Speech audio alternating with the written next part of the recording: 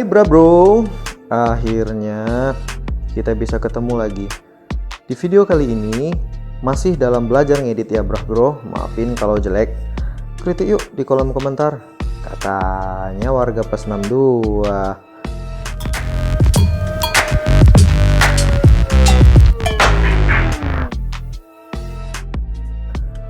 Nah, setelah panjang banget ini pembukaan, mana pakai ngemis komentar lagi ala youtuber pemula.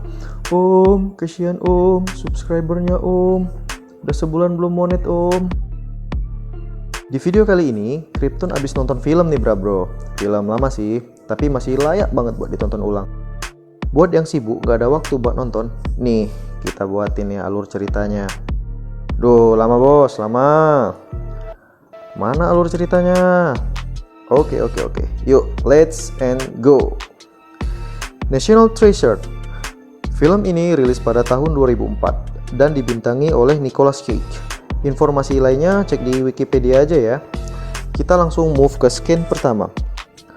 Pada awal film ini bersetting di kota Washington DC pada tahun 1974, di mana ada seorang anak yang sedang mengendap-endap di suatu ruangan harta karun.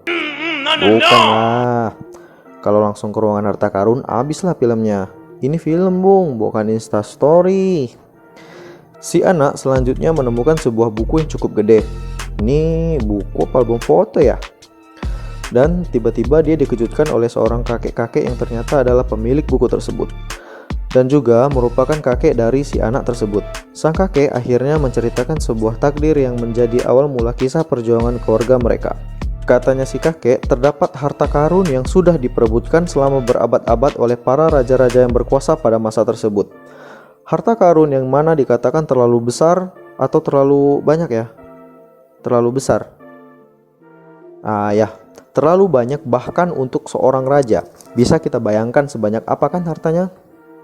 Bayang gak sih lu?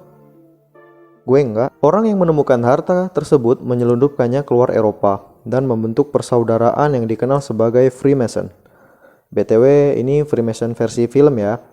Lanjut. Setelah itu perang terus berlanjut dan untuk menjaga keseimbangan dunia, maka harta tersebut disembunyikan lagi oleh mereka yang tergabung dalam grup WhatsApp bapak-bapak RT tadi ya. Karena disembunyikan, maka dibuatlah petunjuk-petunjuk yang mengarah terhadap harta tersebut untuk menghindari harta karun tersebut jatuh ke tangan orang lain. Dan jadilah harta karun. Karena petunjuk harta karun yang tadi itu terlalu rumit, udah rumit banyak lagi kan. Jadi pelan-pelan petunjuk menuju harta tersebut mulai hilang. Ya bisa karena orangnya udah tua, pikun, lupa, terus koit lah. Sampai akhirnya tersisa hanya satu petunjuk, yaitu secari kertas yang bertuliskan "This secret lies with Charlotte". Kertas berisi petunjuk tadi itu dipegang oleh Charles Carroll yang merupakan satu-satunya orang yang menandatangani deklarasi kemerdekaan yang masih hidup dan juga merupakan anggota dari grup WhatsApp bapak-bapak kelurahan yang tadi. Charles sakit dan tahu kalau umurnya enggak panjang lagi. Jadi, nih orang mau mempercayakan rahasia ini pada presiden. Tapi nih, presidennya kan sibuk tuh. Ketika dikunjungi, presidennya lagi nggak di tempat. Jadi karena waktunya yang udah mendesak, Charles Carroll tadi mempercayakan petunjuk terakhir harta karun tersebut kepada orang lain yang dipercayainya, yaitu kepada Thomas Kidd, yang mana merupakan kakek buyut dari anak yang tadi. Ketika si kakek lagi menjelaskan teori konspirasi mengenai uang $1 kepada si anak, datanglah bapak dari anak ini. Ternyata si bapak udah nyerah sama mitos yang udah menghantui 6 generasi keluarganya. Nah di situ si bapak ngajak balik si anak. Sebelum si anak pulang nih, si anak membuat perjanjian dulu dengan si kakek kalau dia akan mengemban tugas para ksatria Templar dan Freemason. Si anak ternyata bernama Benjamin Franklin Gates, atau kita panggil Ben. Scene berpindah menjadi waktu sekarang dan ke tempat yang banyak banget saljunya. Di scene ini terlihat Ben bersama 3 orang temannya, Riley dan Ian Hoe. Mereka bertiga sedang menelusuri padang salju, mencari sesuatu yang ada di radar, dan ternyata mereka mencari sebuah kapal. Mereka keheranan ketika sampai di tempat tujuan, tapi kok nggak ada apa-apa ya? Jangankan kapal, cuman salju doang di sana. Pencarian kapal pun dilanjutkan sampai alat penggali Ben menyentuh sesuatu. Ya, itu adalah kapalnya. Dan ternyata kapal itulah yang bernama Charlotte. Jadi Charlotte itu bukan nama orang ya. Setelah berada di dalam kapal itu tadi, Ben segera pergi ke tempat penyimpanan di dalam kapal. Di sana banyak sekali tong yang berisi bahan peledak. Sampai akhirnya Ben menemukan sebuah kotak yang berada di dalam tong peledak dan dipeluk oleh mayat yang diduga kapten dari kapal tersebut. Di dalam kotak itu mereka menemukan sebuah pipa Meerschaum. Oh, tenang-tenang, bukan itu bos, harta karunnya. Itu tuh sebetulnya petunjuk selanjutnya yang akan membawa Ben pada harta karun terbesar. Ukiran dari pipa yang tadi membentuk sebuah ukiran yang berisi teka-teki menuju petunjuk selanjutnya, yaitu kertas deklarasi kemerdekaan. Kesimpulan dari teka-teki tersebut menimbulkan perpecahan antara Ben dan Ian, karena deklarasi kemerdekaan merupakan dokumen yang sangat penting dalam sejarah, sehingga tidak memungkinkan mendapat izin untuk melakukan tes kimia pada dokumen sepenting itu. Ian berinisiatif untuk mencuri dokumen tersebut, tapi Ben tidak menyetujuinya. Dan terjadilah ancam mengancam yang berujung meledaknya kapal tua berisi bahan peledak tadi. Boom! Ya, mati dong mereka. Tenang. Di detik-detik terakhir kapal akan meledak, Ben mengajak si Riley masuk ke dalam tempat penyelundupan yang ada di kapal. Itulah yang menyelamatkan mereka. Dan Ben sudah bertekad untuk menghentikan Ian mencuri deklarasi kemerdekaan. Scan berlanjut.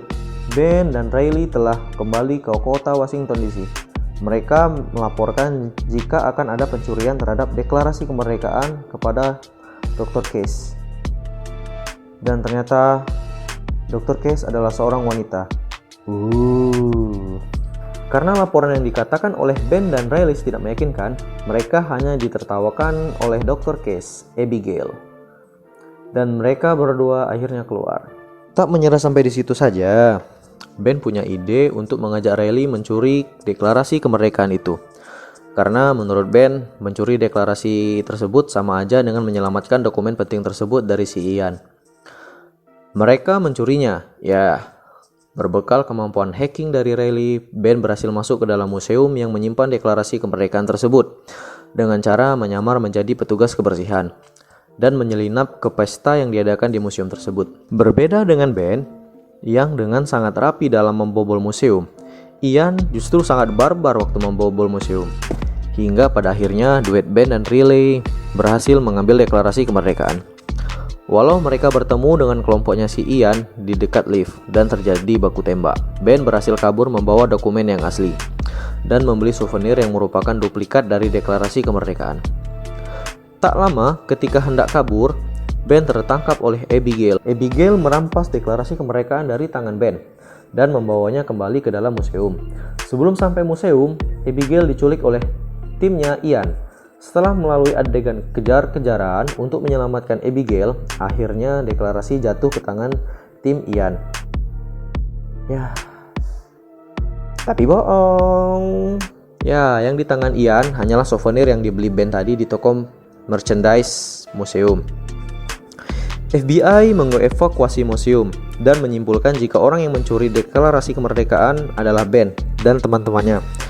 Sehingga rumah Ben dikuasai oleh FBI. Karena tak tahu harus kemana, Ben, Riley, dan Abigail pergi ke rumah ayah Ben. Ben ditolak di rumah ayahnya. Setelah perdebatan panjang, akhirnya Ben mengungkapkan alasannya karena telah menghamili Abigail. Di rumah Ben, FBI menemukan petunjuk selanjutnya, yang mana adalah surat rahasia yang ditulis oleh Ben Franklin kepada adiknya dengan berpura-pura menjadi janda dengan nama Silence Dugat.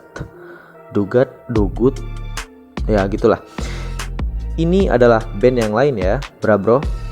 Tim Ian pun tampaknya menemukan petunjuk yang sama. Oke, kembali ke timnya si Ben. Mereka memulai mencari petunjuk yang ada pada deklarasi kemerdekaan dan menemukan sekumpulan sederetan angka.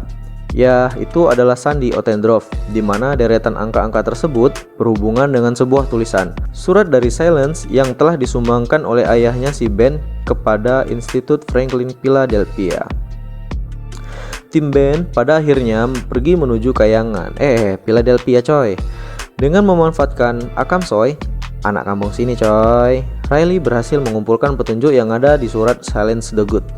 Petunjuk tersebut mengarah ke lonceng patung Liberty dan hanya memberikan petunjuk pada jam tertentu saja. Tim Ian yang juga ada di sana berhasil menemukan jejak tim Ben dan membuntutinya. Ternyata petunjuk bayangan lonceng Liberty itu mengarah kepada sebuah batu bata yang mempunyai lambang Freemason. Setelah dibedah, di dalamnya terdapat sebuah kacamata antik. Aduh, petunjuk mulu ya. Kapan sampainya nih? Yuk lanjut, biar nggak kelamaan. Dengan kacamata antik tersebut, Ben dapat melihat sesuatu di balik kertas deklarasi kemerdekaan. Sebelum memecahkan kode selanjutnya, mereka berpencar untuk bisa kabur dari timnya si Ian. Dan terjadilah adegan kejar-kejaran lagi, yang berakhir direbutnya deklarasi kemerdekaan oleh tim Ian. Dan naasnya, Ben juga tertangkap oleh FBI. Ya udah jatuh tertimpa nangka. Itulah nasib dari timnya si Ben. Udah selesai? Belum. Ternyata Riley dan Abigail memberitahu Ian jika mau petunjuk selanjutnya ada pada Ben yang sedang ditangkap oleh FBI. Agen FBI yang menangkap Ben adalah Peter Sadusky. Ian pun mengatur sebuah pertemuan dengan Ben yang pastinya nih di backup sama FBI yang menginginkan deklarasi kemerdekaan. Tapi Ian lebih unggul dan berhasil membawa Ben lepas dari FBI dan mengambil semua petunjuk itu. Selain itu, Ian juga menculik ayahnya Ben dengan tujuan Ben memberitahukan di mana letak harta karunnya. Ya, si Ben nyerah. Terus dikasih tahu deh petunjuk terakhirnya ada di gereja Trinity. Pada akhirnya mereka masuk ke dalam gereja Trinity dan menuju ke bawahnya untuk mengambil harta karun. Nah, di bawah gereja ternyata ada sebuah ruangan dan lubang yang sangat besar. Mereka menuju ke bawah dan sebelum itu dulu tayang. Di bawah gereja, mereka berjalan di jalan setapak yang terbuat dari kayu yang udah rapuh. Tapi nggak serapuh hati para jomblo ya. Karena berumur ratusan tahun, akhirnya kayu itu pun patah dan sebagian dari mereka nyaris koit. Sampai di suatu ruangan, Ben berhasil membohongi Ian Hoe dengan mengatakan kalau hartanya ada di gereja utara tua yang ada di Boston. Tim Ben pun ditinggal di sana. Setelah tim Ian pergi, Ben melanjutkan petunjuk yang ada. Mereka berhasil masuk ke dalam ruangan kosong dan mereka kecewa. Tapi tunggu dulu. Ketika sedang mencari jalan keluar dari ruangan tersebut, pipa yang ditemukan di dalam kapal Charlotte tadi menjadi kunci menuju ruangan harta karun. Dan boom! Sampailah mereka di ruangan harta yang sesungguhnya. Harta melimpah ruah, men. Di akhir film, Ben melakukan kesepakatan dengan agen FBI, Peter Sadusky, yang mana ternyata agen tersebut juga merupakan anggota Freemason. Ben hanya menginginkan nama keluarga Gates dibersihkan dari gosip tukang hoaks harta karun dan mendapatkan kehormatan. Ben juga mendapatkan sebuah rumah yang sangat besar dan tinggal bersama Abigail. Asik. Riley mendapatkan mobil sportnya dan Ian mendapatkan nggak dapat apa-apa. Ian ditangkap oleh FBI berdasarkan info yang didapat dari Ben dan film pun selesai. Capek bos. Tapi semoga alur cerita ini bermanfaat buat kalian semua. Kalau ada yang kurang dan lebih silakan komentar di bawah ya. Gatel.